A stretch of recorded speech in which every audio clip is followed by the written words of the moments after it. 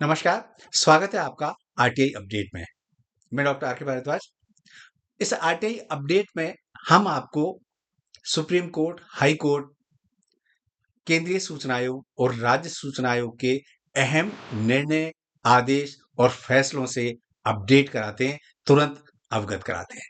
एक निवेदन मेरा, जिन लोगों ने मेरा चैनल सब्सक्राइब नहीं किया है, प्लीज सब्सक्राइब कर दें, लाइक करें और शेयर करें ताकि ये आरटीआई अपडेट आपके पास जल्दी से जल्दी पहुंच सके और अधिकतम लोगों तक पहुंच सके।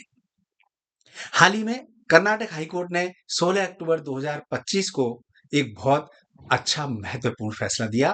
फैसले के तथ्य इस प्रकार हैं। एक व्यक्ति चमनलाल सेठ, जिन्होंने एक चेक बाउंस के मामले में दूसरे व्यक्ति के खिलाफ निगोशिएबल इंस्ट्रूमेंट एक्ट 1881 के सेक्शन 138 के तहत पुलिस में मामला दर्ज कराया। पुलिस ने उस व्यक्ति को, जिसका चेक बाउंस हुआ था, मुंबई एयरपोर्ट पे डिटेन किया, बाद में रिलीज कर दिया और इसी केस से संबंधित सूचना प्राप्त करने के लिए चिमन भाई सेठ ने आरटीआई एक्ट के तहत स्पेशल पुलिस ब्रांच के यहाँ एक आरटीआई की एप्लीकेशन लगाई और 3 बिंदुओं की सूचना प्राप्त करने के लिए निवेदन किया। पहला बिंदु, जिस व्यक्ति का चेक बाउंस हुआ था उस व्यक्ति के पासपोर्ट की प्रति दी जाए।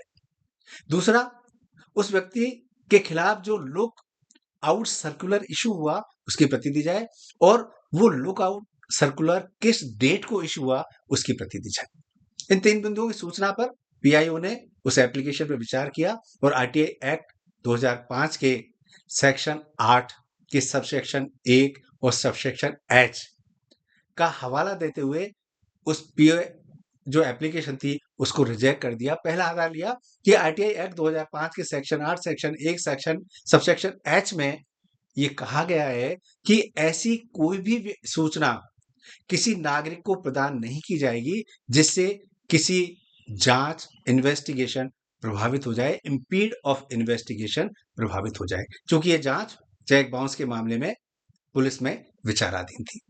दूसरा जो ग्राउंड उन्होंने लिया, दूसरा बिंदु अपने फैसले का लिया, वो लिया कि ये जो सूचना इन्होंने मांगी है ये स्पेशल ब्रांच ऑफ पुलिस से संबंधित है, जो आरटीआई एक्ट 2005 के सेक्शन 24 के सबसेक्शन 4 में स्टेट गवर्नमेंट ने गजेट नोटिफिकेशन के माध्यम से गोपनीय और महत्वपूर्ण संस्थान घोषित किया गया है और इस आधार पर उन्होंने उस नागरिक की, चिमन भाई की एप्लीकेशन को रिजेक्ट कर दिया।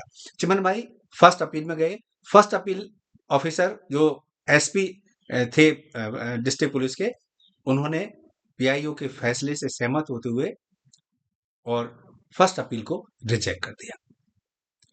नागरिक चिमन भाई फर्स्ट अपील के फैसले के खिलाफ राज्य सूचना आयोग में गए और उन्होंने अपने सारे तथ्यों के साथ सूचना आयोग में अपील दायर की।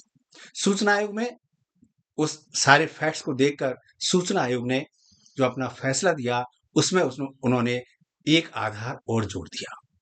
पीआईओ के फैसले से सहमत होते हुए उन्होंने सेक्शन आरटीआई एक्ट 2005 के सेक्शन 8 सबसेक्शन 1 और सबसेक्शन एच के साथ साथ सबसेक्शन 8 सबसेक्शन ए सबसेक्शन जे का भी हवाला दिया, जिसमें उन्होंने कहा कि ये इनकी पर्सनल इंफॉर्मेशन है। तीसरा आधार उन्होंने सेम रखा कि ये चूंकि आरटीआई एक्ट 2005 के सेक्शन 24 सबसेक्शन 24 में स्पेशल ऑर्गेनाइजेशन श्रेणी में आता है, इसलिए लिहाजा सूचना प्रदान नहीं की जा सकती। चिमनभाई पटेल राज्य सूचना आयोग के फैसले से सहमत नहीं हुए और उन्होंने इसके खिलाफ कर्नाटक हाईकोर्ट में भारतीय संविधान के अनुच्छेद 226 के तहत अपील दायर की।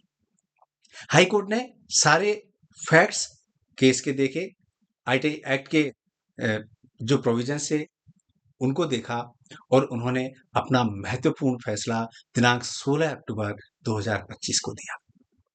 हाईकोर्ट ने अपने फैसले में पहला बिंदु इंडिकेट किया कि आरटीआई एक्ट 2005 में सेक्शन 8 में ऐसे बहुत सारे प्रावधान वर्णित हैं जिनमें प्रतिबंधित सूचनाएं और नागरिक को नहीं दी जा सकती। सेक्शन 1 सबसेक्शन एच ऐसी सूचना देने से मना करता है जिससे किसी प्रकार की जांच प्रभावित हो जाए और इंपीड ऑफ इन्वेस्टिगेशन हो, जो आधार पीआईओ ने अपने फैसले में लिया था। उन्होंने कहा चूंकि केस विचाराधीन है, जांच चल रही है, अगर इस प्रकार की सूचना दी जाएगी तो ये पेपर्स कोर्ट में उस व्यक्ति के खिलाफ उपयोग किए जा सकते हैं और जांच प्रभावित हो सकती है। दूसरा बिंदु हाईकोर्ट ने लिया कि ये सेक्शन 8 सबसेक्शन 1 और सबसेक्शन जी जो ये इंडिकेट कहता है कि ऐसी कोई भी सूचना जो आरटीआई एक्ट में प्रदान करने से किसी व्यक्ति की लाइफ, सेफ्टी और सिक्योरिटी पर, स्वतंत्रता पर खतरा हो जाए, लाइफ, सिक्योरिटी, सेफ्टी को खतरा हो जाए, तो ऐसी सूचना भी प्रदान नहीं की जानी चाहिए। लिहाजा ये मामला विचाराधीन है। अगर पासपोर्ट की प्रति दी जाएगी तो इस व्यक्ति के जीवन को भी खतरा हो सकता है, सुरक्षा को भी खतरा हो सकता है। तीसरा, हाईकोर्ट ने जो पीआईओ ने ग्राउंड लिया था उसको एज सच कोट किया। उन्होंने कहा कि आरटीआई एक्ट 2005 के सेक्शन 24 में ऐसे महत्वपूर्ण संस्थानों की सूची नोटिफाइड है, गजट नोटिफिकेशन है।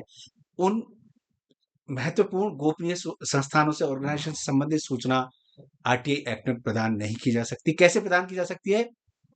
आज की तारीख में ऐसे 31 महत्वपूर्ण ऑर्गेनाइजेशन हैं जो आरटीआई एक्ट 2005 के सेक्शन 24 में नोटिफाइड हैं, महत्वपूर्ण है, गोपनीय, सुरक्षा संबंधित हैं। और दो कंडीशन ऐसी हैं जिनमें इन संस्थानों से संबंधित सूचना प्राप्त की जा सकती है। पहली, अगर कोई ह्यूमन राइट्स वायलेशन हो, मानवाधिकार से संबंधित शिकायत हो। दूसरा, कोई भ्रष्टाचार से संबंधित शिकायत हो तो नागरिक को सूचना प्रदान की जा सकती है। लेकिन कब प्रदान की जा सकती है?